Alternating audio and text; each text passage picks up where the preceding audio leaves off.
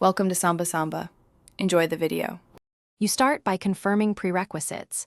VFS version, config path, and that tracking is enabled. This prevents later mismatches. Next, establish an ID schema, prefix, numeric sequence, and timestamp because consistent ID avoid collisions. Once done, open your console, export any required environment variables, and run the initial init command to create the tracking table. This creates the baseline state. Make sure to check the init output for warnings so you can proceed with confidence. You now generate ID according to your schema and immediately run collision checks. If a conflict appears, retry with the incremented sequence to preserve uniqueness.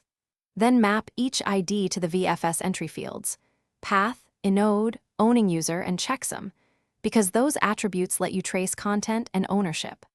Once mapped, write records in batch mode when handling many files, and throttle batches to prevent I/O spikes. This middle process maintains integrity and ensures the tracker stays performant.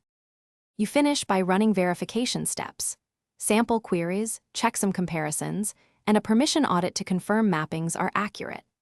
After verification, deploy the tracker configuration to production while enabling monitoring, retention policies, and backups so you can recover if needed.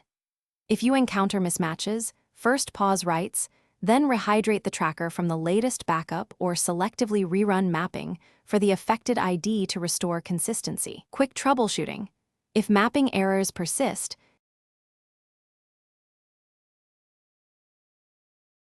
Thanks for watching. Consider subscribing if we helped you.